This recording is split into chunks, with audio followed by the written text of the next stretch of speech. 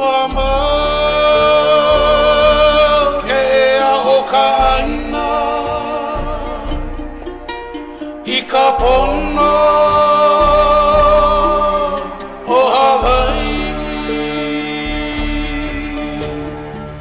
title of this series is Hawaii 78, and this is the second of this kind of event. The first event took place at the Richardson School of Law at the University of Hawaii at Manoa, and this evening's theme, as this part of Hawaii 78, is Waihe'e, culture and spiritual awakeness.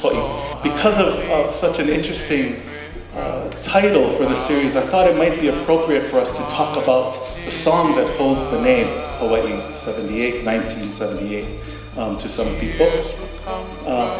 Credit is given to Keoni for penning the song Hawaii 1978, and it was made very popular by the Makaha sons of Ni'ihau. The song that we know now, the chorus of the song that we know now, Hawaii 1978, is not the original text of that chorus. And the chorus that was made popular by the Makaha sons of Ni'ihau was, how would they feel? Would they smile, be content, or just cry? Cry for the gods, cry for the people, cry for the land that was taken away. And then yet you'll find Hawaii. The original lyric goes this way, according to Kavika Crowley, who was part of a group of gentlemen who penned the song. Kavika Crowley writes, how would they feel? Would they smile, be content, or just cry? Cry for the gods, cry for the people, cry for the land that was taken away, and then bid goodbye, Hawaii. There was some sort of spiritual, innate sort of need that the Makaha sons were fulfilling that evening when they finally recorded, and then yet you'll find Hawaii. And we are constantly on this search to find and find again this Hawaii. And we're really, really honored that Governor John Waihe'e is here to share with us of his memoir, a particular theme that set the path for us to be the kind of confident people that we are and continually searching for our path. And so I'm going to turn it over to Governor Waihe'e to share a little bit, and I'm going to pull him in every so often to make sure that we cover the things that he really wants to cover for this evening. And because we're here in Ko'olau, and to talk about things that are pertinent to our wahi. Kabilino, aloha. Ladies and gentlemen, Governor John Waihe'e. I am excited about what the panelists are, what they're going to say, because we have perspectives, and the issue really that generated this series was a discussion about whether or not it would be in the interests of Native Hawaiians or people who have benefited somewhat from the present Hawaii State Constitution to have another compound. So this discussion is to look at what happened in '78, and now, all these years later, look at the forces at play in the community of today, and to start to make up our own minds as to how we would let that all unfold. And I think the first question would be, what was it like in the '70s? And what led to the Constitutional Convention? I think starting at that point, the '70s was a time when most of what we know today, or what we accept today as part of the fabric of Hawaiian issues, didn't exist. It was a time when most of us were discovering our roots. And it didn't necessarily just start with Native Hawaiians. The first group of protests in Hawaii came out of the University of Hawaii. And the young people there said the same thing like young people are saying today in America. The young people of the university decided that they didn't like the direction of the state. And so they started to organize, and they protested the war, and they protested what was happening with development. They went over to Kalama Valley where a gentleman named Santos was raising pigs, and he was being evicted so that we could build the subdivisions that exist there now. And they were saying, this is not Hawaii. And there were, in order to justify what their position was, they started to learn a little bit about Hawaiian culture. Meanwhile, people in Waimanalo were going to anti-war programs. And here's what the United States was teaching them with a federal grant. You got a federal grant, then you ought to be in charge of your own programs. You ought to be in charge of, that's a basic thing. You couldn't get the grant unless you agreed to run your own program. And everybody in Waimanalo said, look, we're living in the Hawaiian homestays. This is supposed to be our program for us, but we don't run it. We have no idea what's going on, but maybe we should. And that feeling started to grow. And by 1974, Hawaiians, or the Hawaiians, the same group of people that were in Waimanalo, were up at Parker Ranch, cutting the chains and entering the ranch saying, this is Hawaiian land, it should be given up. That was met by other people beginning to look at around them and say, what's going on? Why are they taking water from Waihe'e, Waikane across a mountain so that plantations could prosper and the taro patches would go dry? That should not happen. And as a result, people in this area started to organize. And we began to understand the importance of water. And when we had a Supreme Court justice, and he had a chance to decide a case, and the case was between two plantations. Can you imagine that? Two plantations were fighting over the water that they were pulling off a stream that should have been going to the taro patches. And the Chief Justice said, hey, I'm not going to decide between two plantations on Kauai. I'm going to decide for the taro farmers. See, the state had a right to regulate the use of water because in an island, resources are scarce. That was put into motion right here. Now we get back. Meanwhile, our people are starting to discover their culture and their roots. I grew up in Kamaoa'e. My parents spoke the language, but they would never teach me because they were not supposed to speak it. But you couldn't be a cowboy without speaking Hawaiian because that's what they spoke every day. That's why my cousin Larry Kimura, he used to hang around with the people who spoke Hawaiian. We went, trying to find beer someplace or something, But Larry was the good guy. And he learned the language, and he started to say all the children should know this language. And so these forces were coming through our community. David Roy, Mauna Roy, on the Big Island, discovered that, brought to our attention the fact that on the coast of the Big Island, there was this special piece of land with a pond called Koloko next to Honokahau. And this pond turned red once a month. And the Hawaiians believed that this was a sacred manifestation. And so we began to talk about our spirituality, our belief in the importance of the relationship between human beings and our land and our past. And as a result of trying to stop what was then a proposed development, they were going to build a hotel on the pond.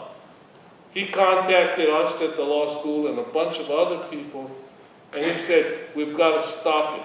This is important. And for the first time, we begin to stand up for something that was Hawaiian because of its spiritual value.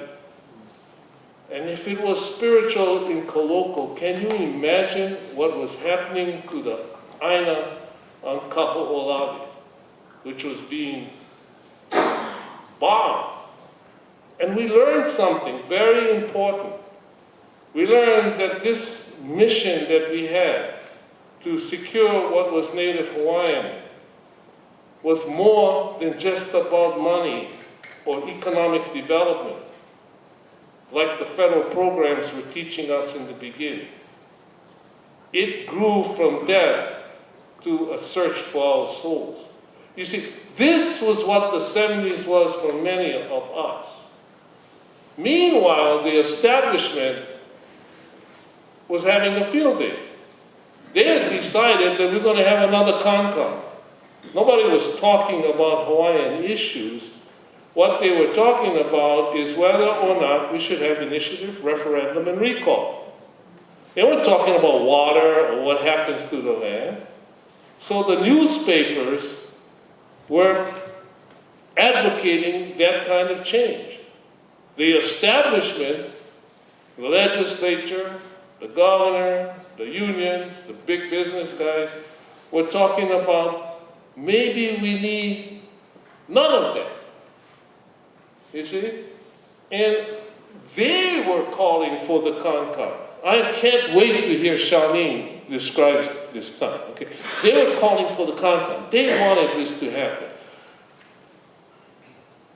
Some of us decided maybe we should run. And we ran for the CONCON because it might be an opportunity for us to change some of the things that we didn't like. Now, Native Hawaiian culture and a lot of things that were important to us became part of the Hawaii State Constitution as a result of what happened in '78.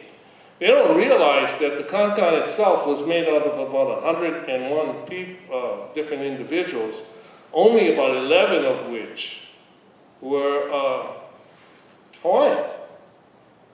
And most of the 11 were not activists. You know, this was a time when we were learning, when we were becoming committed, when we were beginning to see, our eyes were beginning to open. You see? And the people, about the only 3 activists in the whole CONCON was Auntie Frenchie DeSoto, myself, and Auntie Charlene Ho. I can't call you Auntie now. And because we were already involved, you see? So the challenge of going there was how to make it so that we could have influence. How would we do that? And that's the story of 1978. How the Hawaiian movement was starting, the Renaissance was on, we had discovered our language, rediscovered our language, rediscovered our spirituality, understood that there were things that were ours, like ceded land revenues and others, that needed to be managed by us. And all of a sudden the CONCON came, and our challenge was to put a stamp on the state of Hawaii. And that's where we come to 78.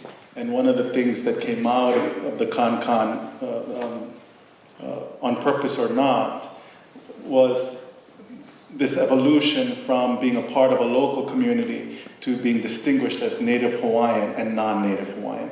Can you talk about that a little bit? Telling things that happened that allowed the Native Hawaiians to have such a large influence on what was put into the Constitution.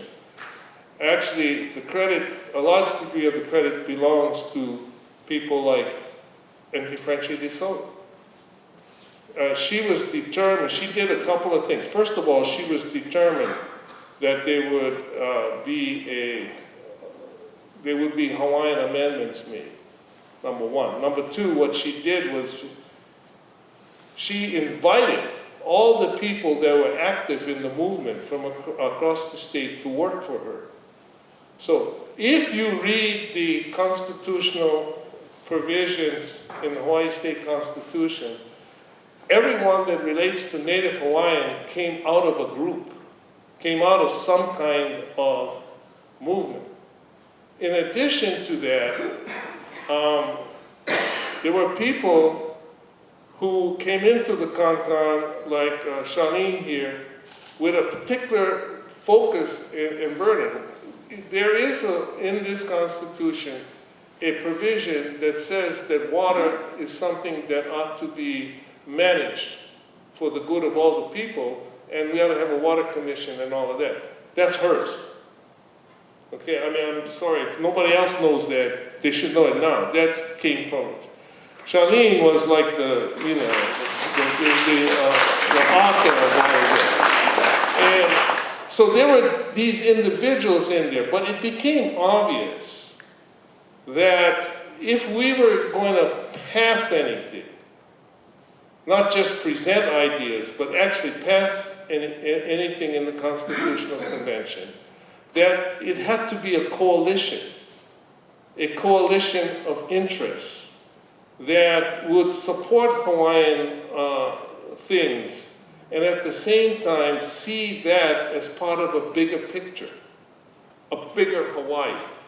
And so, for example, if you read the Constitution today, you will see the Water Amendment, and there's not a single word of Native Hawaiian, yet that's probably one of the most Native Hawaiian provisions in the whole Constitution, because of the reflection of our culture and our respect for resources. So we had to create a kind of a coalition of interest that was not part of the advertisers group, or the advertiser being the newspaper, or part of the establishment. So what kinds of things would put us all together? And so we had to talk about something that was bigger than just Native Hawaiians. And we had, well, first of all, with regard to the Native Hawaiian issues, there were two really important premises that maybe never really gets articulated. The first is the idea that Native Hawaiians are very sensitive about anything that looks like race. We don't want to be considered race special. No, I don't know why. I got old. As I got older, I didn't care. But back then, we all cared. You know, that you had to, we had to be really careful. And so if you really read carefully the Constitution, there is nothing in there that Hawaiians were given that they didn't already have. All it did, we already had a mandate saying that ceded lands revenues had to be used for the betterment of Native Hawaiians. The problem was it wasn't being done. So in our mind, it wasn't racist to say that that money needs to go for Native Hawaiians, because this is a small price for you to pay because you took away our country. See? Or if you want to be a state, this is a small price for you to pay. That's not racist. That something was already there. Hawaiian Homes was already there. So how do we make it better? How do we make it better when the worst lands went to help sugar plantations instead of Hawaii, who they were supposed to be when Kuaoha passed that act? Well, we said 1/3 of all the revenues that you guys are getting from these sugar leases need to come to Hawaiian Home. She said, this is the first thing. The second thing was that we were determined that the kind of vision that we had would work for everybody. You know, so we came up with this idea of how do we make all of this fit?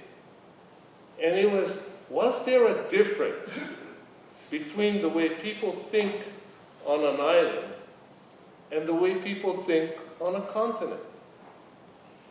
You see, on a continent, you can go forever and get lost. You don't have to bump into your neighbor every day.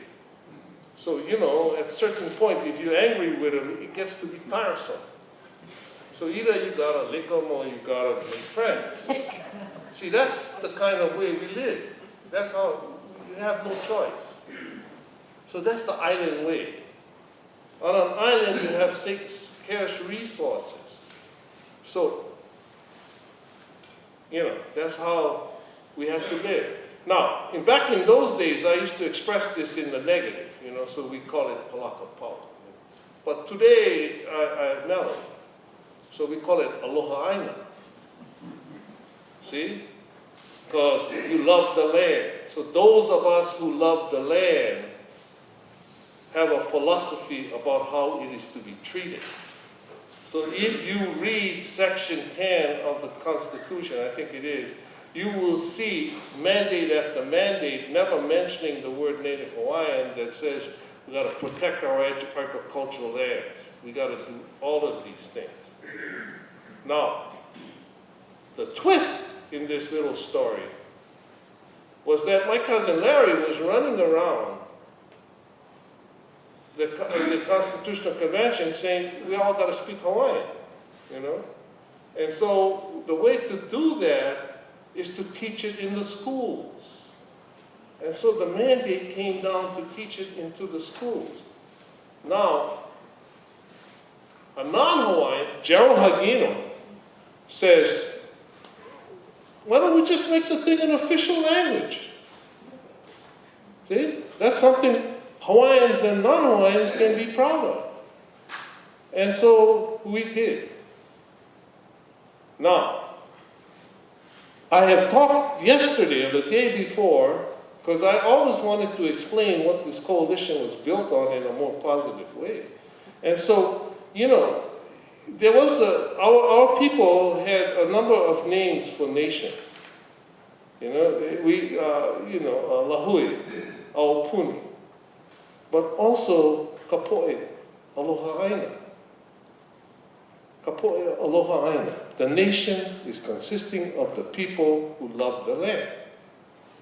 And then I had a chance to talk to my friend, Meliana. And she did something to me. She said, the kauna, how you figure out the kauna and anything, is you flip it.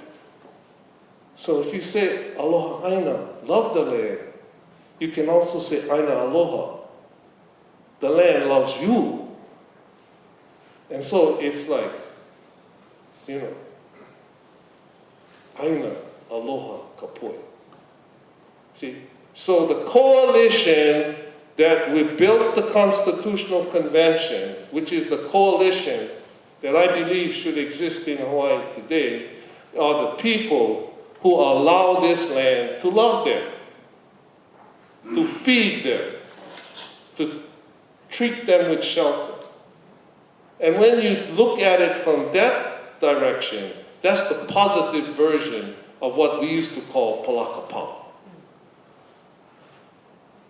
The coalition that made it possible. So that's how we did. The first thing we did was we knew what we wanted, we knew what was ours, and we knew how to make a coalition that invited everybody in. One more question, and then we'll open it up to the panel. One more question. And you've already invoked these sort of movements earlier, but because we're here in Ko'olau,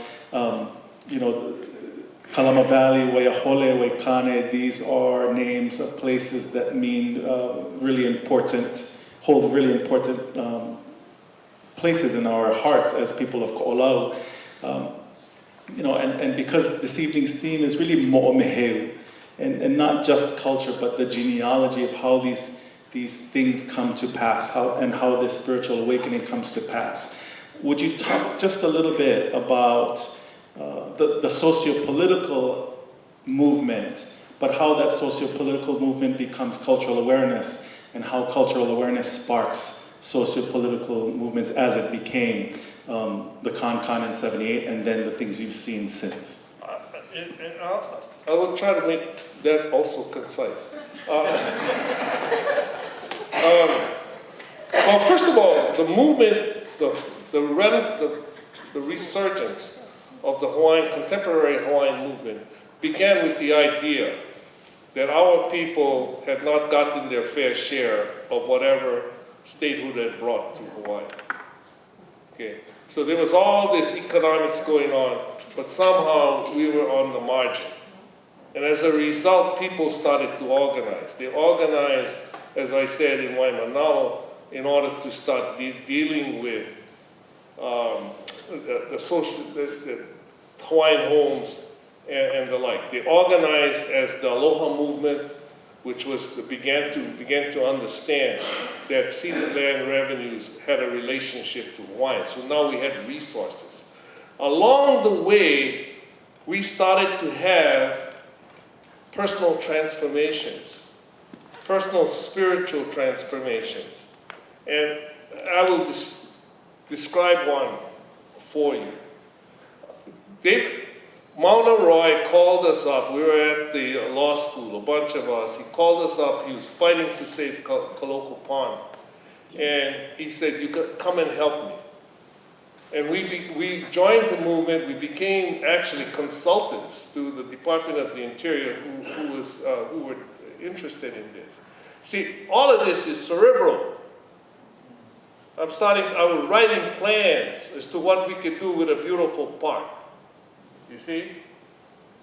And one day we actually decided to go with Mauna and walk that park. Myself, Connie, and the canoes. Anyway, her, Connie, Stephen Morse, and all of us, and we're walking with Mauna, and we're with this old cowboy, Uncle Keoki.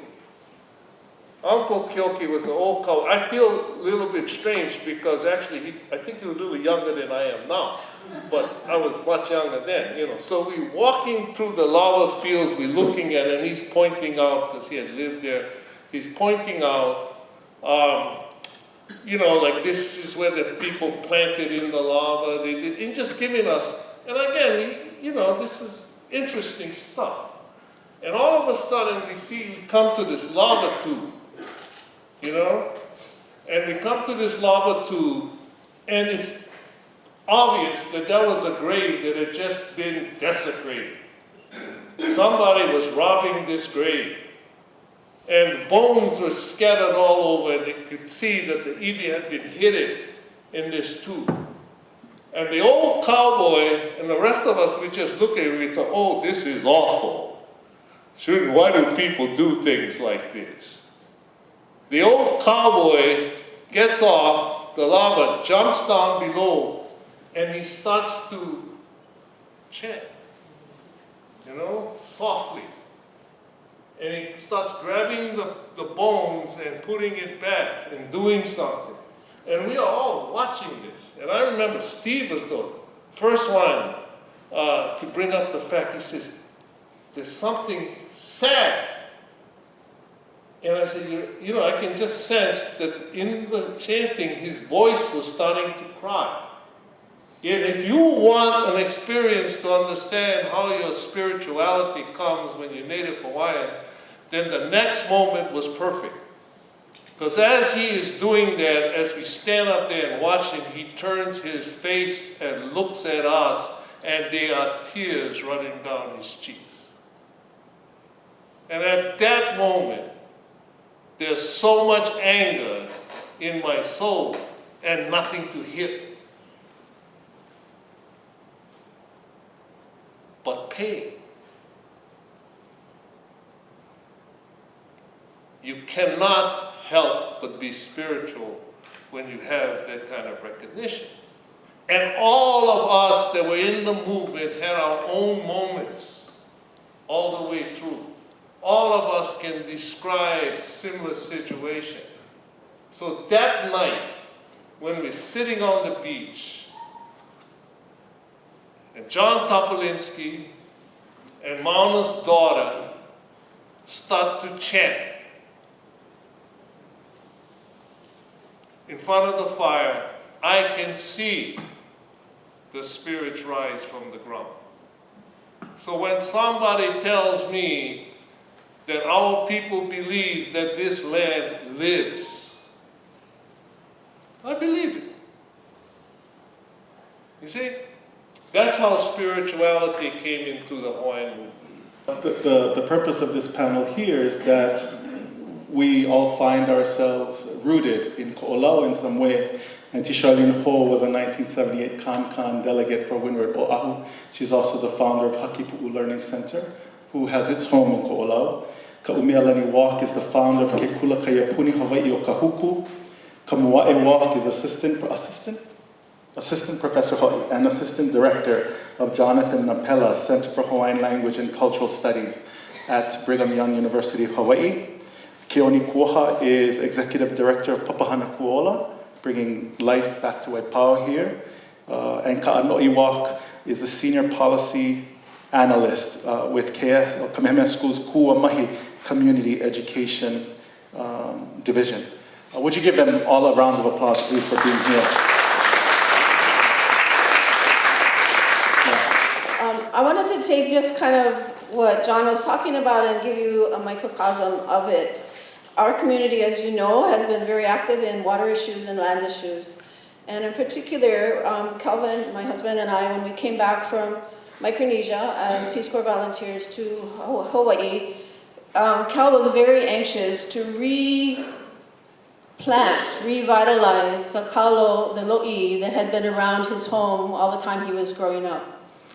And so we went to try to do that, and the river was dry, literally dry. And he said, that's not possible, because the whole time he was growing up, not only did they use it for kalo, they used it for house water, they used it for bathing, they used it for everything you needed water for in a family. And so we tried to figure out, well, what's happening? We went Mauka and we found out that what was happening is it was being diverted entirely to another ahupua'a. So we went, well, that doesn't seem right. Let's check out the laws. So we checked out the laws, and it wasn't right. It wasn't supposed to be happening, but it was. So then we thought, well, okay, so it's happening. Maybe we should follow the people we're supposed to be talking to, whose responsibility it is to take care of the water. So we went to the Board of Water Supply, went to Department of Land and Natural Resources, we went to the Army Corps people, anyone and everyone that we thought had kuleana towards taking care of streams and making sure water was cared for. And we got, oh no, it's not us, we don't do that part, no, that's not doing it. Finally, someone said to us, well, if you'd just be nice to your neighbors, this wouldn't be happening. So we went, wait a minute. And then they said, and besides that, this is the only community where this is a problem. And we said, that we don't believe at all. So we literally packed up our keiki, we had 2 at the time, little guys, with a number of families in our community who are also working on water issues in Waihe'e stream. Very similar issues, where in this case, the Board of Water Supply was taking the water away from the taro farmers. And we packed our ukana and we put it on the barge, and we went island to island to island, and we talked to communities in every single island to say, so what about water in your community? What's happening? And in every single community, the same kind of thing was happening, not surprisingly, right? So we tried all kinds of things to try to remedy that, to raise the issue. The Waihe'e water case was already in the works at that point.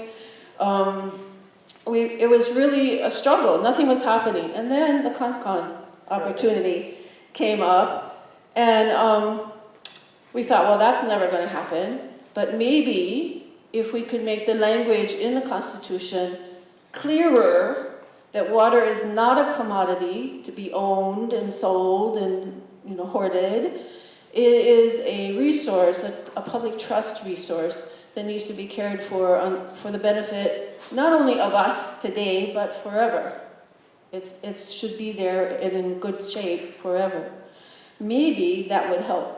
It was already there. It was already clearly being used to decide legal cases. Yeah, but yes, it wasn't happening. It wasn't happening.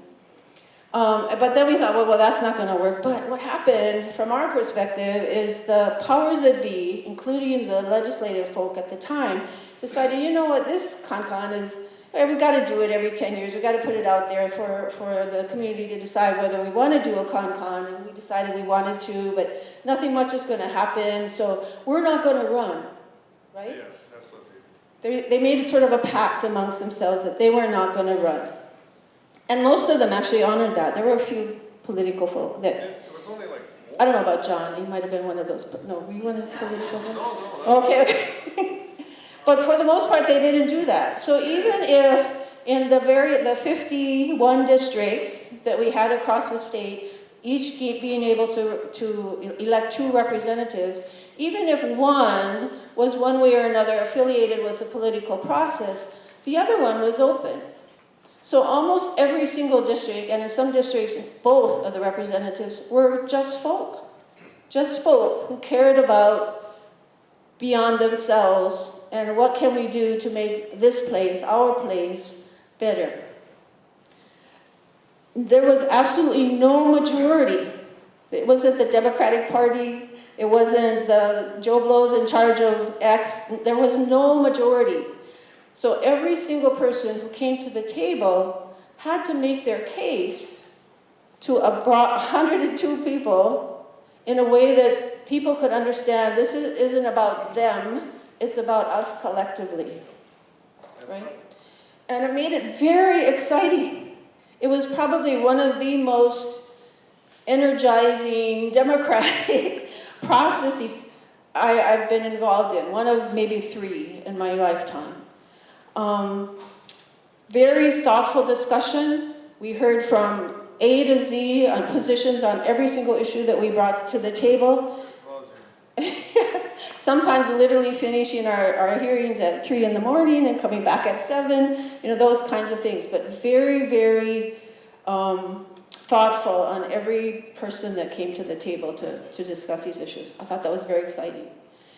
The seeds that were planted, I think, were powerful seeds, and I agree with John entirely. They're not specific to be Native Hawaiian. I don't think we were trying to do that at all, even though it may have been interpreted that way, and people have gone in with that and run, and there's been value to those conversations as well. But the real issues and why we chose what we chose were balanced based on all of the input that we got from many, many people. Those seeds that were planted have made huge difference. The water issue took almost 10 years, 9.5 years, to actually get to be a realization of what the Constitution mandated. So you can tell. Yeah. And agriculture is still out there, protecting our important lands, right? So they're not done. They're nowhere near done. Amazing work has happened. Many, many people have come to the table. John credits with me as doing that. That wasn't me. It was our community and all of the input that we had gotten, literally going from island to island. That's what fed the conversations that we brought to the table.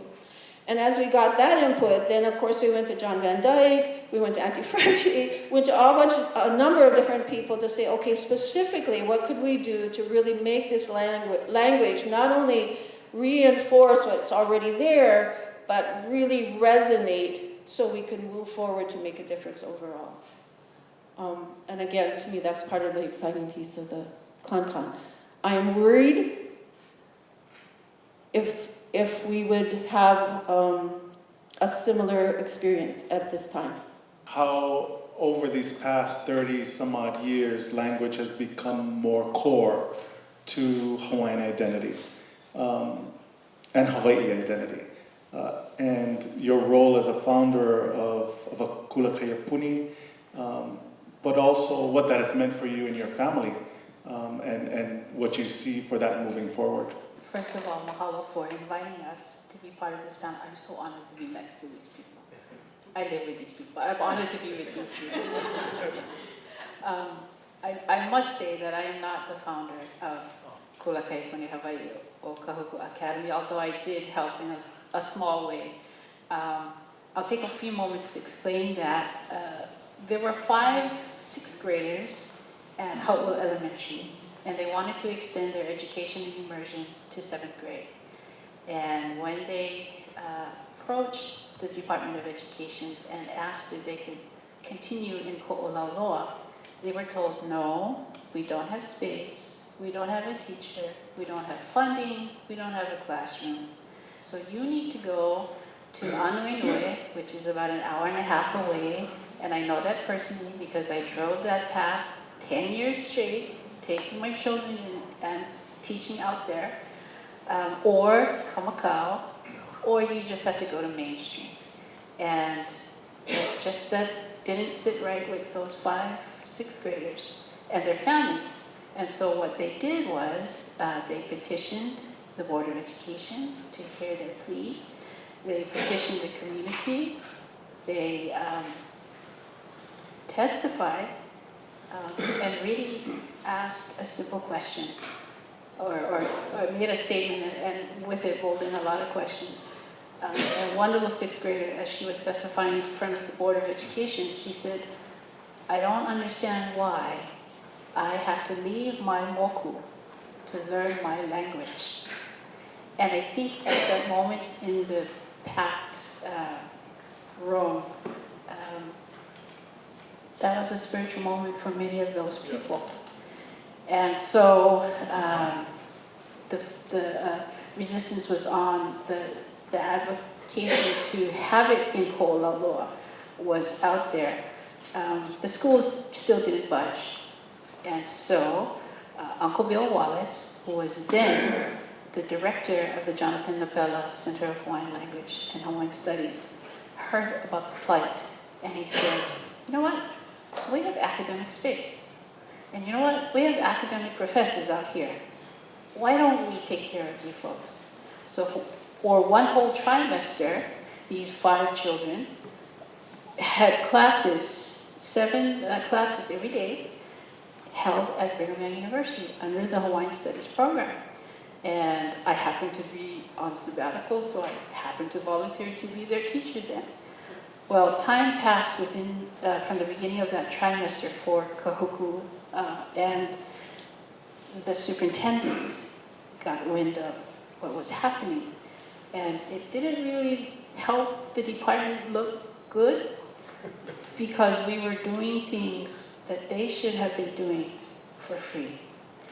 And lo and behold, all of a sudden I get a phone call saying, "Mrs. Wack, we have room at Kahuku High School.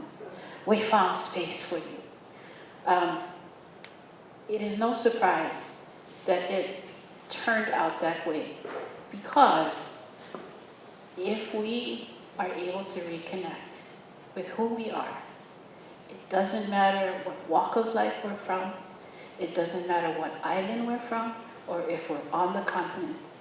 When we are connected with those who have come before us, there is a way that they prepare for us, as long as we are true and faithful to the things that we were taught.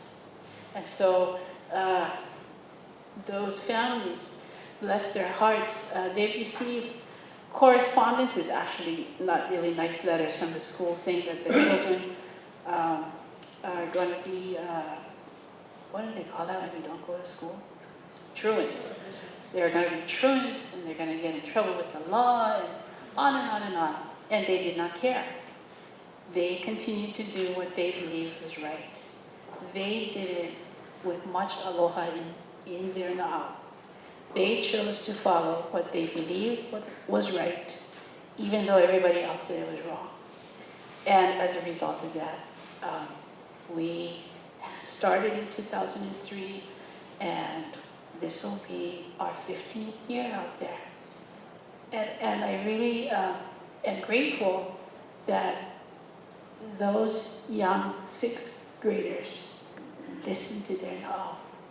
And so what we do out there in Kahuku, as I'm sure is the same with every program that is connected to our Hawaiian ancestors, is we try, along with the academics, we try to make sure that, excuse me, if they leave the program forgetting what is the Y slope intercept, or if they forget any of those content areas, but they remember that they are connected and they have a na'au that will guide them through this life. And my definition of that is, it's that side of all of us that never lies. It's that side of all of us that will show us the right path to go down. But it is up to us to make the choice. So if our students walk away with that, I have full faith that whatever choice they make in this life, it will be one that's guided by our ancestors. My own personal journey started prior to that with my roommate. We decided when we were raising the children, when the movement started, all of this started simultaneously. It wasn't linear. Everything happened with one big wave. And we decided that we wanted our children to be educated in the language that both he and I could not have been educated in. When I was in high school, I had to choose between English and Japanese, and maybe French and Spanish, but there was no Hawaiian. My parents could speak Hawaiian, but they chose not to speak Hawaiian to me. And I can only imagine that it's because they wanted the best for us in this world that we live in. When our children were growing up speaking Hawaiian, it was only then that my mother spoke Hawaiian. And when they talked to her, she would speak with them. And then when I would talk to her, she would speak to me in English. And I would tell her, Mom, what's going on here? She says, well, when I was growing up, it was not a cool thing to do. We were told not to. So that's how come it's easy for me to talk with my mo'opuna. And I should like to take that back to the classroom, mo'opuna. I teach in a Department of Education Hawaiian language immersion program out in Kahuku. But my real job is I get to serve the mo'opuna of kupuna. I get to make sure that I share everything I know and everything I don't know. I find those sources for them. Because my assessment, we talk about Common Core, this is very uncommon core. And the uncommon core is that when I walk through the veil in the next life, I want the kupuna to hug me and not pull my ear and tell me, how come you didn't teach my mo'opuna this? How come you didn't stand up for this and show them? So I guess in a real sense, all of us, we're all mo'opuna. But at the same time, we're all kupuna too. And so my students are kupuna in the making. And I have to be extra careful that I share with them all the things that they need. So that when I'm gone, I tell them all the time, okay, Kumu's gonna die. And the first time I said that, everybody went, Kumu, are you okay? Yes, I'm okay. But someday I'm gonna leave this life. So before I leave this life, I have to make sure I share with you whatever I know. And I fully expect you, when you leave my classroom, to become better than I am. And to make sure that you listen to your na'au, so this place is prepared and ready for your mo'opuna 7 generations on. Now for young people, you think they don't understand. They understand. They understand. So that's kind of a snapshot, I guess, of the things that we were involved in. It was not easy. People would tell us, your children are going to be mentally retarded because you're teaching them only in Hawaiian, and their scores when you take ho'ike or assessments are going to go plummeting down, and that's educational neglect. And again, we pull it about this because we do things together. If somebody is not agreeing, we don't go forward.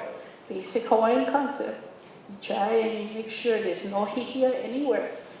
And we felt good about that decision. And I have not any regrets for the choices we've made. Despite us as parents, I think our children turned out fairly well. I think. Mahalo. Ka'ano'iwak.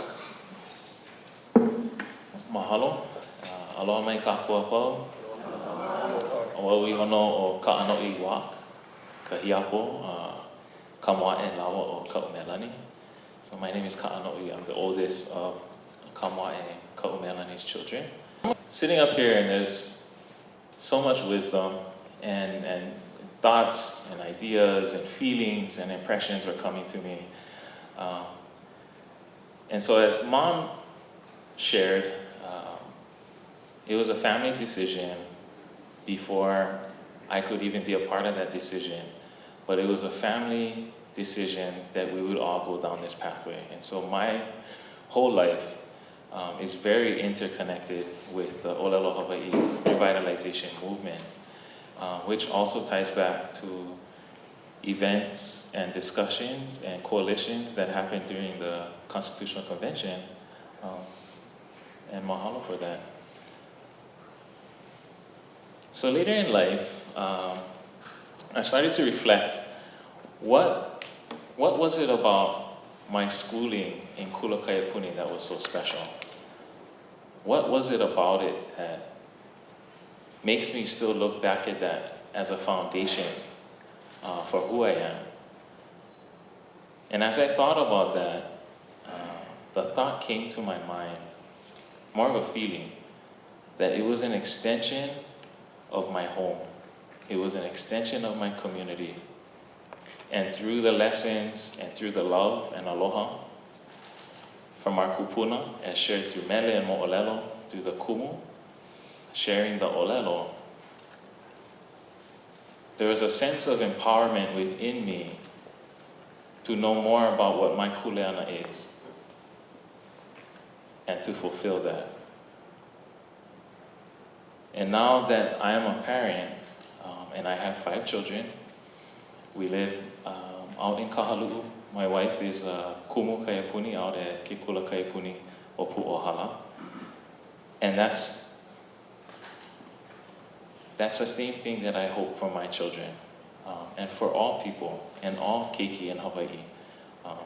That education is synonymous with learning more about who you are and learning more about your kuleana.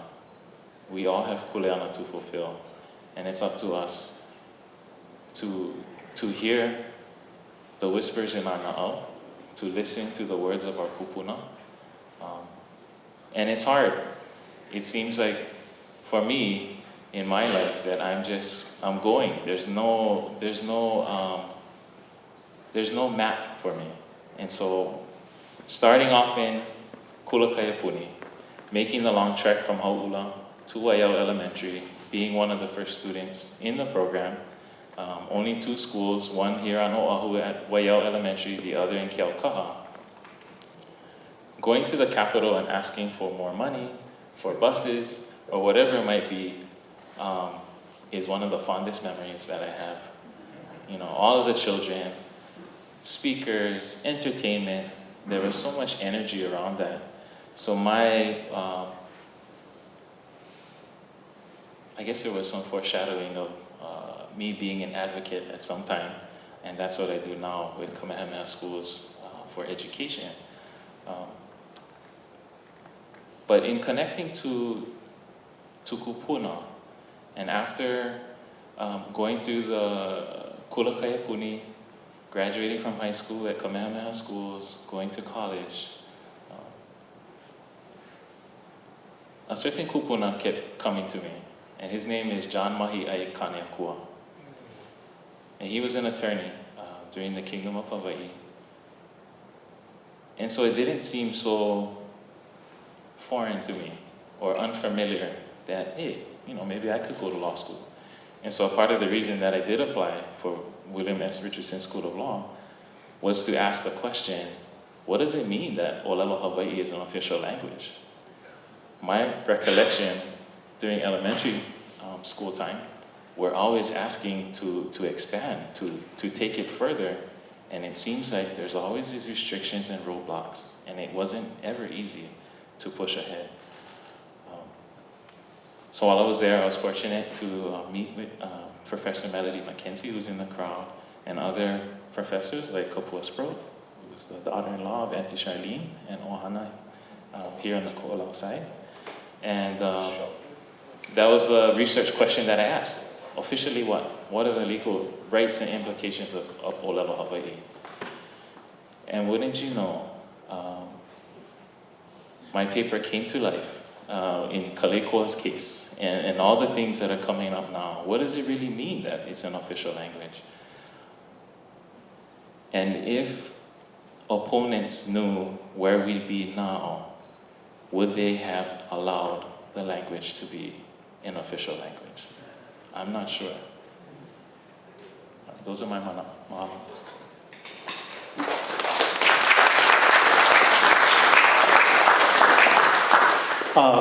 Before we let you off the hook, Ka'anoi, let me apologize. I said earlier that Ka'anoi represents one of the smartest Hawaiians I know. He's really one of the smartest people I know.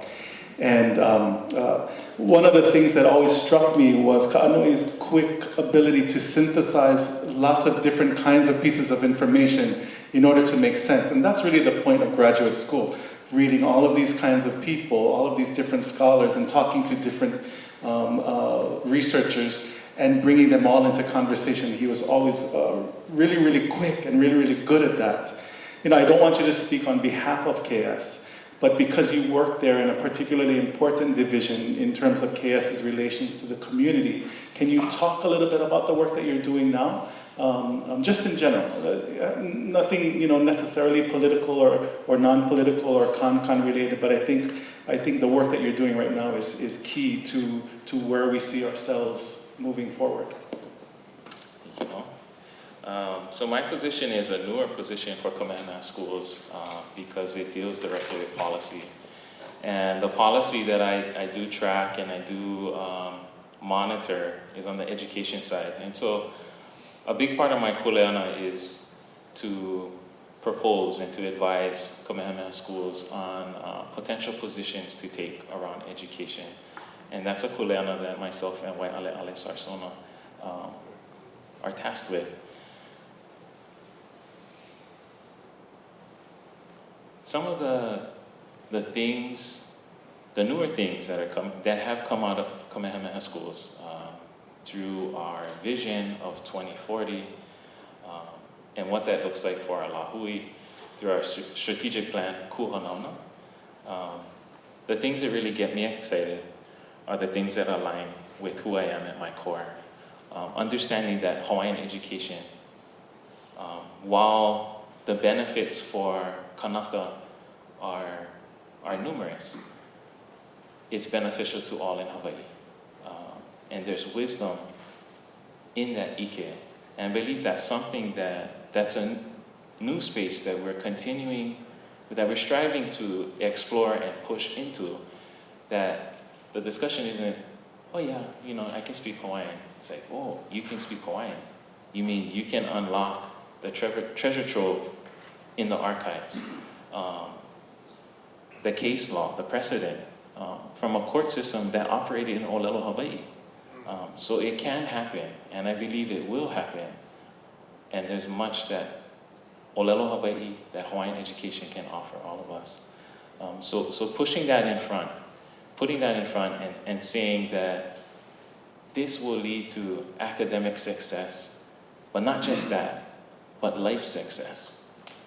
What is your kuleana to Hawaii? And I believe that's one of the most important questions that all of us need to answer as we go through life. At the tertiary level, at the higher institution for higher learning, what are some of the things that you have found in working with students now and students that you are grooming to then take on the real world? Again, you say whatever you want to say. Mahalo. Mahalo ia. Aloha kako. Mahalo nui ia o kua pau. Kia aina. Mahalo kia hui ano ka hui kia iahi. Neti Charlene. Ka wahine manei a me ka keiki. A me o kua pau loa. Mahalo ko hele ana mai kia iahi. E launa pu ei maluna o kia no nui maluna o kia kuhana o ki kankan. It's humbling to be here with these accomplished people. I certainly must be the most unaccomplished of all of us here. First of all, I want to talk about language. What's the difference between Olelo Hawaii and Hawaiian language?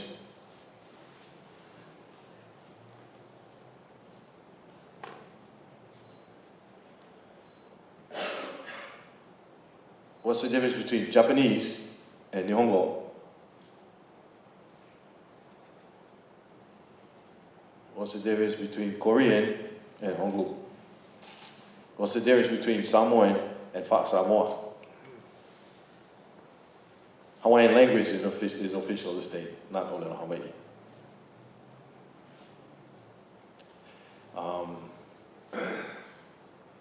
That word you used earlier, mo'omeheu, is a recently created word to describe what we now know in our world as culture. So what did our kupuna use? How would they describe maybe what we did? They have culture. What is culture? As far as I could tell, through readings and communications with kupuna, was nohona, which means life, living, lifestyle, what you did. So the fact that we separate culture out from our lifestyle is a signal that we're in trouble. Like ho'omana, does ho'omana mean religion? I always think to myself, when the first Hawaii people came and they said to the Hawaiians, "What's your religion?" What are you talking about? Like, their life was a daily religious practice. It was inseparable from the nohona, the lifestyle that they lived. Okay. A little bit of mo'olelo, or history and story, right?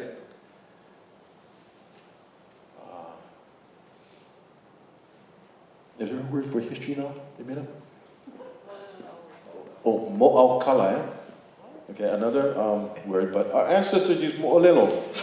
And mo'olelo meant many things.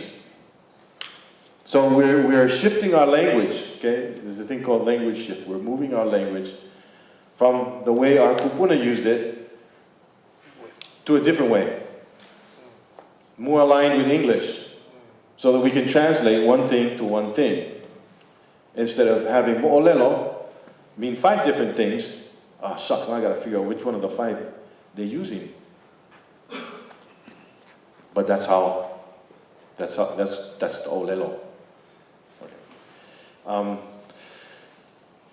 Okay. My mo'olelo. I go back to 1977. I was around back then. I just graduated from high school. Olympus High School in Salt Lake City, Utah. Born and raised in Salt Lake City. My mom is Hawaiian, my father is Hawaiian. Grew up knowing that mom was Hawaiian, and we had tutu man and tutu lady who lived in Pa'ala'a in Waihe'e. And knew some of the names of my ancestors, but had little connection to the islands. My mother didn't speak fluent Hawaiian. She had a small vocabulary that she used quite often with me. You're not going out of the house with those puka pants. And when I was looking for something, she said, open your big fat maka and look over there. Anyway, 77, I graduated from high school. Summertime. Me and a friend of mine were at his house, and we were watching this documentary about this canoe sailing from Hawaii to Tahiti. Wow. Hit something in me. So, 79, I'm enrolled in school out in Waihe'e at BYU, Hawaii. One of my classes I signed up for, Olelo Hawaii. I knew that I had missed out on something growing up in Utah, and I wanted it. The other Hawaiian kids that grew up in Hawaii, like, they were chasing after other things. Even the kupuna told me, why you like learn Hawaiian? Go learn Japanese. I go, I'm not Japanese. I'm Hawaiian. Waste time Hawaiian. You can go learn that. I knew what was missing in my life, and I went after it. My first teachers were kupuna, not a classroom. I was, at this time, because I was a student, I was working at the Polynesian Culture Center in the Hawaiian village. Kalaiwa Kalani Logan. Kupuna, she was about 88 at that time. I told her, Ma, can you teach me Hawaiian? She said, yeah. Tomorrow you come with paper and pencil. I said, oh, I have paper and pencil. She says, yeah. Tomorrow you come with paper and pencil. First lesson. First lesson, you listen to what Kupuna tell you. I said, okay. I came back with that same pencil and paper the next day, sat before her, and she said, okay, you write down what I say. So I had no idea how to spell in Hawaiian. I'm trying to phonetically spell what she's telling me. She taught me a pule.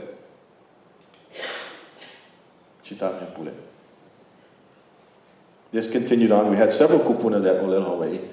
That continued on for a couple of years until I decided, okay, I gotta take a class. Our teacher that was at BYU Hawaii left to go to law school in Noka Kaina. He's passed away now, but he had left, leaving a void. So, what's the next closest school? Windard Community College. I was a full-time student at BYU Hawaii and working full-time at the Polynesian Culture Center. And I'm going to take evening classes at Windard Community College.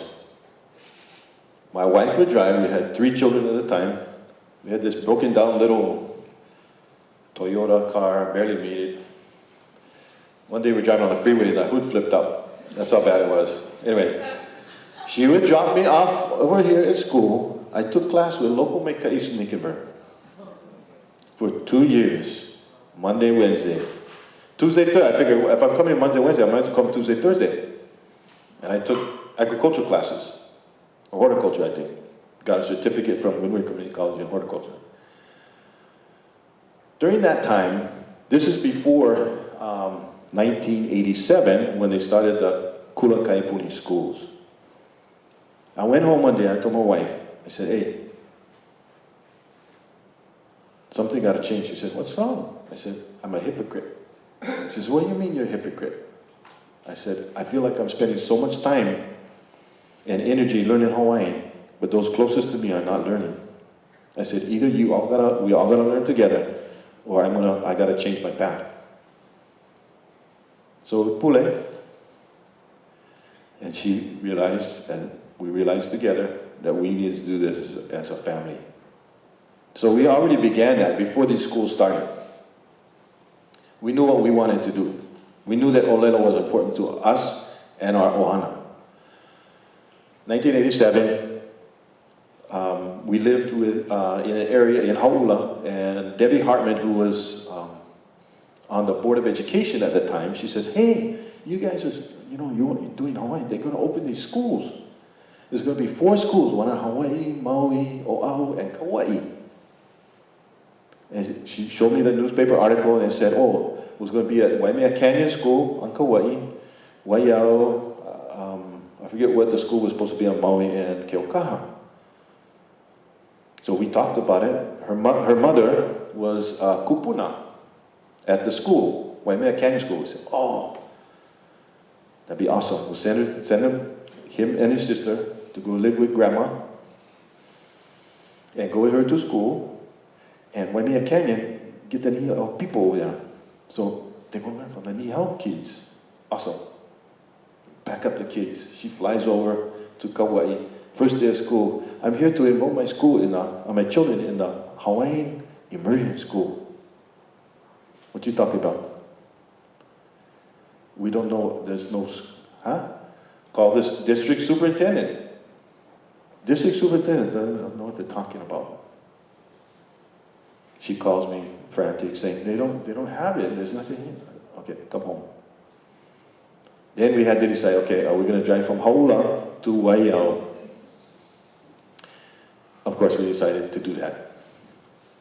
His younger brothers and sisters grew up in Karcha. So we spent literally 6 hours a day traveling to, from.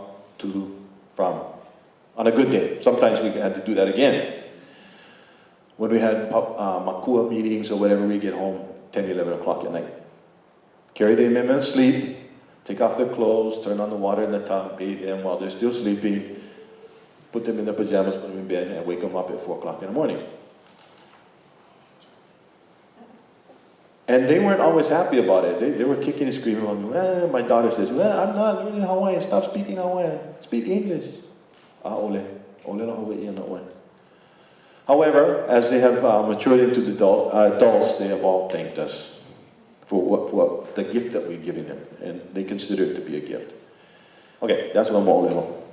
Sure, and again, I wasn't there with you folks, but I don't think that whoever raised that idea of making Hawaiian an official language, I think it was more of it would be a nice gesture to honor this language that is slipping away and almost gone already, and we'll remember it that way. Any right-minded politician, politician-minded politician, would never have allowed that. Why? What's important about the language? It comes from in here. It carries all of the culture. It carries all of the idioms. It carries the worldview. It carries our aloha. That's how we communicate it. That's why it's important. Is it important only to Hawaiians? No. But it may be more important to Hawaiians because we have a connection to that, but it's not only important to Hawaiians. Why should everyone in Hawaii, living in Hawaii, learn to Olelo Hawaii?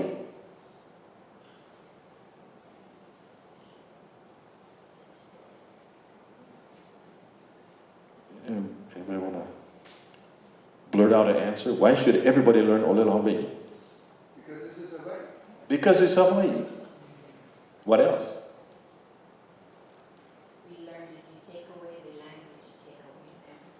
Okay, all right, so now we're going back some more and say, all right, well, what happened to the language?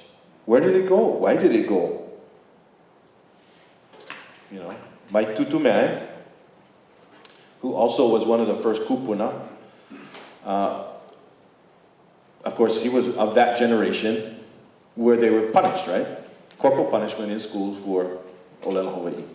Why? What was so scary about Olelo Hawaii that you would have to get whacked with a ruler? There's something empowering about that. You know, if you want to, okay, we're not going to talk about colonial processes. But, so I think there were some important things. Of course, Oha came out, right, from that, and we know where that's at. The Hawaiian Studies program in the DOE was also established to educate every child about the culture, history, language of Hawaii. Yeah. So how we do that, that's all up to interpretation, right? So the DOE took that and said, all right, 4th grade, you do a social studies unit on Hawaii, and you can go, be nice if you could get the parents to pay for a trip and go to, let's say, Hawaii. And then you get in high school, we'll give you some sort of history about Hawaii. Some sort of history. An American history about Hawaii. And that's it. So, 1987, Local Maikai Stekeberg, head of the Hawaiian Studies program for the DOE, was against the Kulakai Puni. And he said, Hawaiian should not be used in school, it should be at home. Crazy, you know. So one of the thoughts was, they took it from the schools, so we're going to put it back in the schools and see if we can get it going again from over there. However, over the years, I found out that the life of the language has got to be in the home, not in the schools. Until we start speaking again as the primary language of our home, structure is not going to be there. So it's been 30 years now, Kulakai Puni. We have had some positive movement, but we haven't had the gains that we need. because we got to get it in. We got to move the ohana together. I remember we were in a meeting with Peter Wilson and Larry Kimura, Kalena Silva, maybe a few others.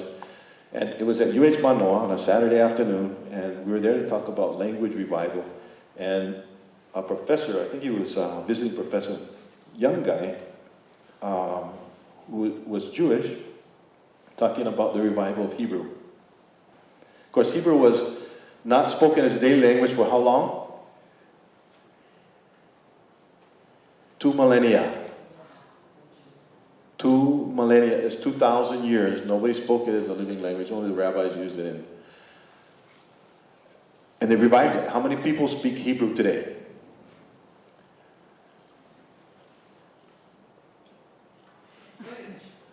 About 20 million people in the world speak Hebrew now. That's in about, I think it's been about 60 years. That's it.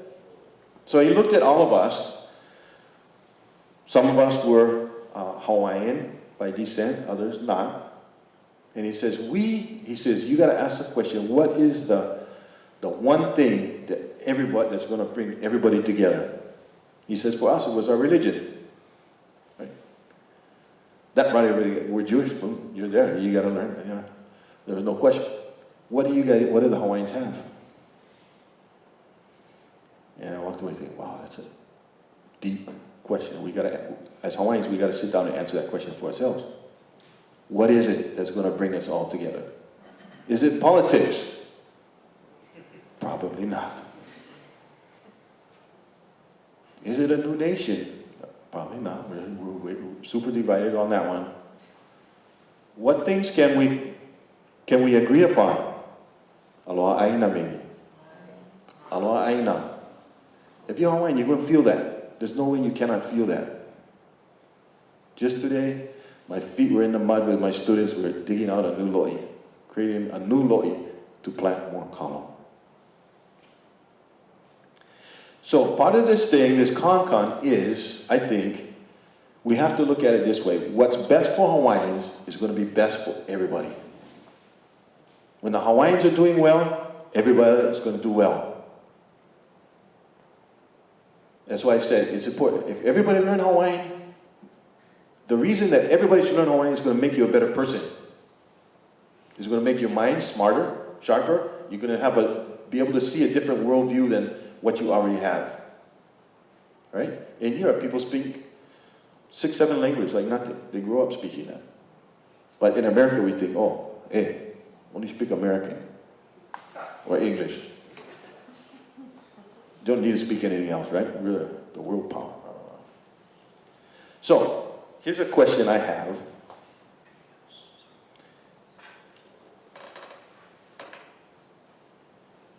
I wrote it in Hawaiian. Pehea e liru ai ka hana a ke kai kanaka mahi ai kalo e pomei ka i ai ka lahui holokoa. So how can a taro farmer planting kalo in his lo'i benefit the whole lahui, everybody?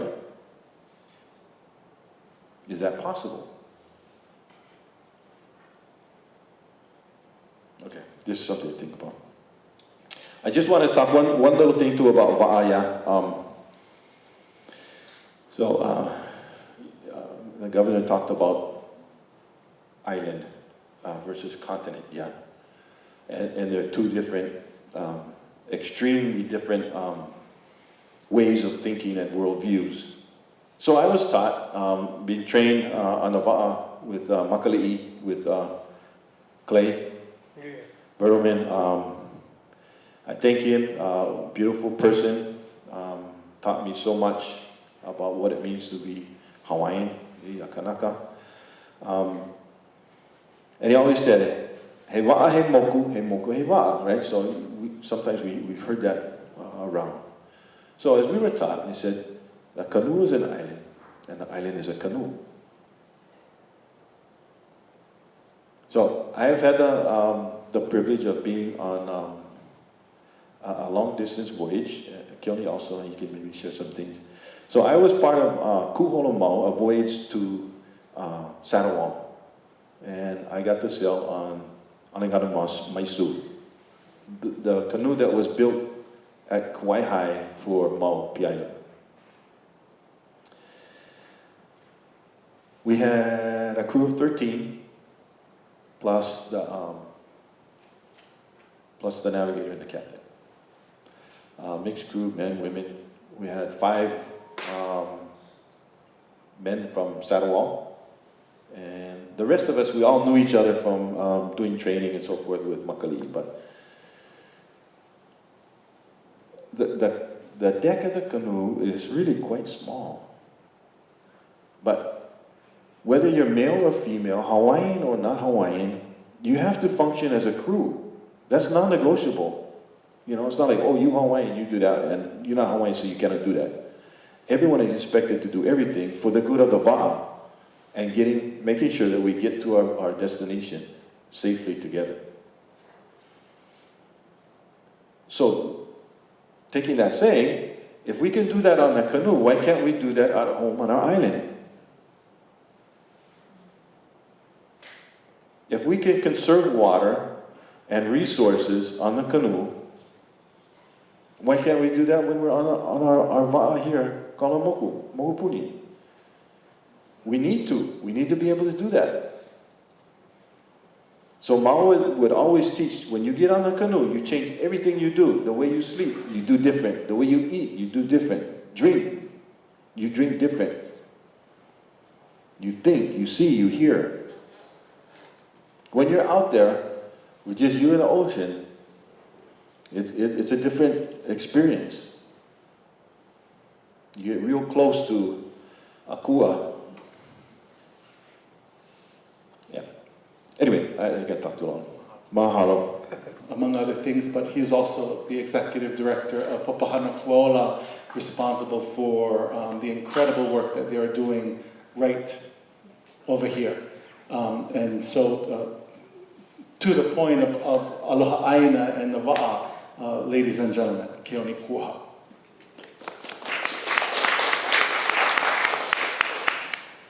Aloha kako. Aloha to this distinguished panel that I get to sit next to. I really wondered why I was being invited to this, and especially when I saw the names. And then you just realize, someone's putting something together, maybe I'm just filling a spot. So I just, I go with the flow, however it's meant to be. This, being asked to speak at this, created a little crisis in my mind, because I wasn't in the Constitutional Convention of '78. I'm not a legal scholar. I haven't been fighting in at least one of the areas that is technically protected by our Constitution. I haven't been doing those things. And so it made me really wonder, what is my purpose? And how do I even connect to this? Thinking back, and hokule'a, I think is a big part of my upbringing, and I see how, I've always seen how hokule'a has changed Hawaii. I have classmates, I was born in '76, I have classmates named hokule'a.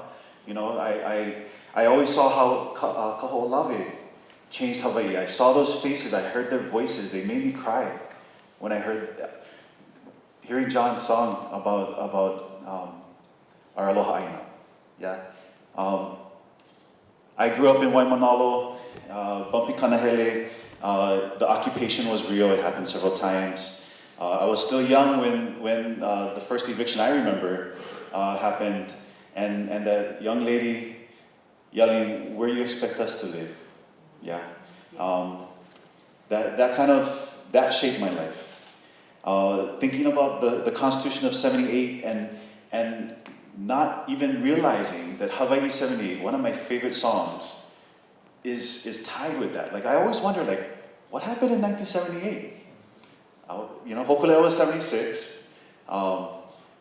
That was the pivotal thing for me, and also Kaho'olawe '76 was a pivotal time for both those movements. And I always wondered why '78.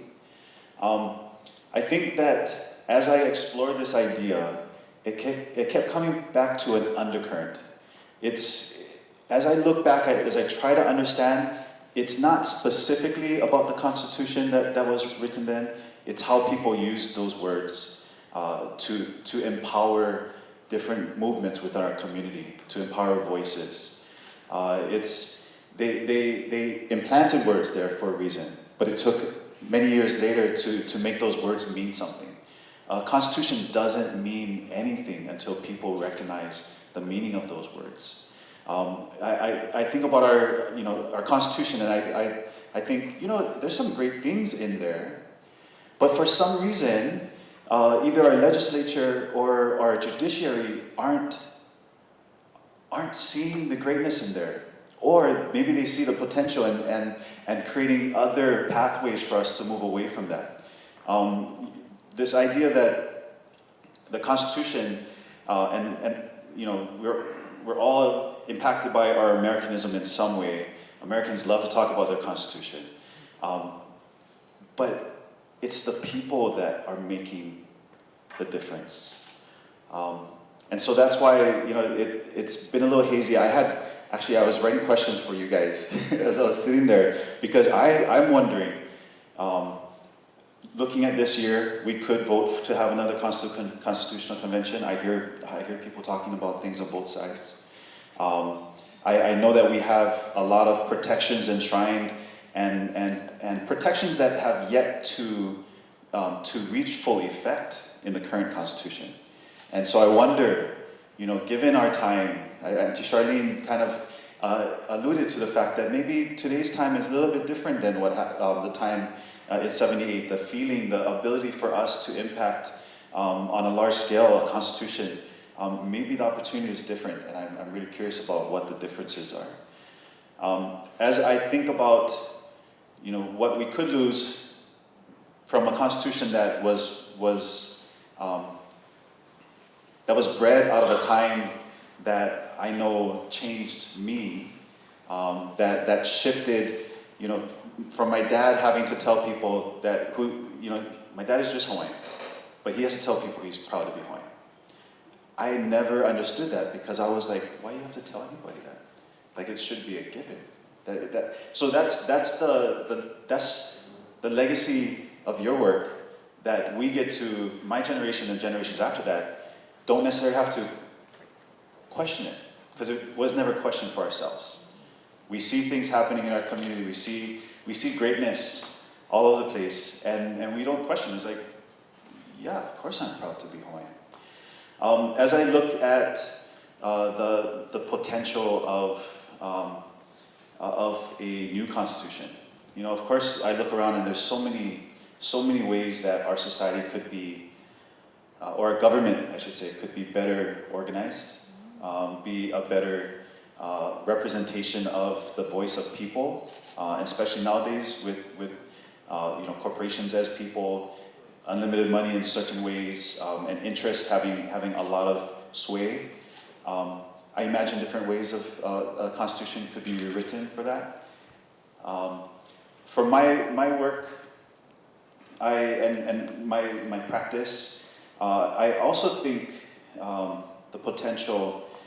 I know that I feel like the Constitution, because I don't know the Constitution very well, but I feel like it enshrined, and it has a theme of access, right? Ensuring access to resources. I feel like we've turned a corner, even though access is still absolutely important and still lacking in so many ways. I feel like we've slightly turned the corner, and it's not just about access of resources, but it's about maintaining the sanctity of our resources. Mauna Kea and Haleakala are one example, and I think the most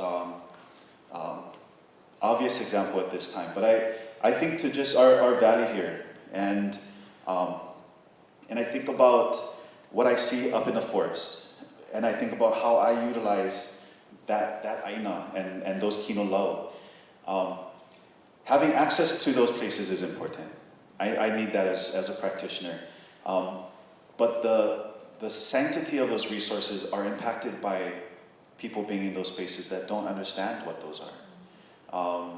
I love dogs, but dogs in certain areas, they create haumia, right? And that makes the kino lau no good for certain things. If you're gonna pick la'au, right? You wanna be confident that the other kanaka that are in that space are pono as well. and that the la'au that you're picking is pono. Again, I'm from Waimanalo. We used to go get salt right over Makapu'u by the blowhole on the other side. Right? No one used to be back there. You were confident. It was only the fishermen. And again, the fishermen knew how to maintain the sanctity of those resources. I cannot get salt where I used to get salt anymore. And so it's not, I can access those resources in a physical sense, but the sanctity of those resources, the ability of those resources to fulfill key parts of my practice are negatively impacted. So I think about, would a state constitution, could we even go there in a state constitution? I don't know if you thought you could go where you went with the 78 Constitution. But you tried and you did. And I wonder those things, just random thoughts. I kind of just want to switch to my question for you guys already. This has been a very interesting evening for myself, maybe for Professor Mackenzie and for Auntie Charlene, because as I sit here, the thought is, what have you wrought? And so for people like myself, it's like we have seen, in 1978, we were new. All of this discussion that we're having tonight would not have been possible in 78. When we talk about language, there were very few, if any, families that actually spoke the language.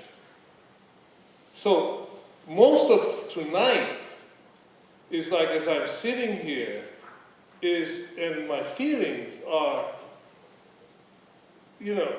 what we had when we started, and this is where we ended, or where we are. And in some respects, it doesn't even look like what it thought it would be. What it thought we would be. I mean, the whole idea of Hawaiian language, we wanted to see it revived. That none of us actually knew how to speak it, although our parents did. And just the other night, my wife and I went to this place called Agu Ramen. Pretty good ramen. It's in town, and we went there. And Chief Justice Rackenwall happened to be eating ramen. So he made a point to come over to me to tell me that we have fixed the situation in the courts, and I said, okay, so what's up, dude, And so he said, we're now going to make it our policy if anybody wants to conduct their affairs in Hawaii, we're going to make sure that that's possible. And they're going to do it. And so I said the very obvious thing, I said, CJ, now we got to make sure the judge knows how to speak Hawaiian. You see, these things evolve in a way that we have, so for me, on one hand, it's like maybe somebody else should try. What would it be like 40 years from now, built on what we have? Chief Justice Richardson used to hang around the Kankan. He was interested as Chief Justice in the structure of the courts. See, tonight we didn't talk about this, but we changed a whole lot about the judiciary. Now the Chief Justice gets to appoint district court judges. It used to be the governor. So you could see how it helped C.J. Richardson to have a few friends at the law school who happened to get elected. We passed these things, So what I'm trying to say is that all of the time he was there, he never really lobbied, except he told me one thing. The only thing of substance that he told me was right after the amendment for making Hawaiian the official language of the state. And he says, you know, this is going to make, exactly what the young man said, this is going to make a tremendous difference because of now we will use the original language to interpret or to say what deeds say, what government documents say. We're not going to take the English translation and pretend that that's the way it actually is. And we have, I don't know if that young man realizes what a tremendous advantage he has. I heard Makaha Sons on the radio, and they were talking about how they started out playing music. And they said the advantage that the young musicians have today is they know how to speak Hawaiian. They know. We didn't. On the other hand, 40 years later, this is a heck of a discussion. So, you know, thank you. Thank you. I mean, my memories of the Kankan is happy, you know. Auntie Frenchie sitting there with her #1 enforcer. Charlene, you know, she was there. And this is when, you know, young. And she with her bodyguard, John Pennybacker. You know, anybody said anything negative about Auntie Frenchie, Pennybacker would be jumping up in his seats. He had what I called a basketball, you know, anger. Quick, and then end. Okay, foul, move on. You know, this is John, and listening to a young lawyer called, named Mackenzie, to help write this stuff. You know? So thank you for the evening. Absolutely thank you. Because, as I said, sitting here 40 years later to see what the words that you wrote, how it ended up, is amazing. So if I talk about a new constitutional convention, I mean, there are so many things I knew now. If I knew then what I know now, we would have, you know, take a few words here, snip a few words there, and, you know, have a different constitution. So in that sense, there's a heck of a lot of what I meant. On the other, you know, maybe, you know, in 78, the Hawaiians needed a place to win. We were marching on the streets. We were doing all kinds. I was standing in a courtroom defending my friends who went to Kamaoa'e, and I saw them go to jail because we lost. We needed a place to win. And the Constitutional Convention gave us that place. And you took what you knew and you did what you did with it. And today I feel like I won again because of the discussion. We would never have had that discussion because we would have never had people that understood this experience. So I don't know what we should do, but I know that it always helps if we can find some place where we can win again.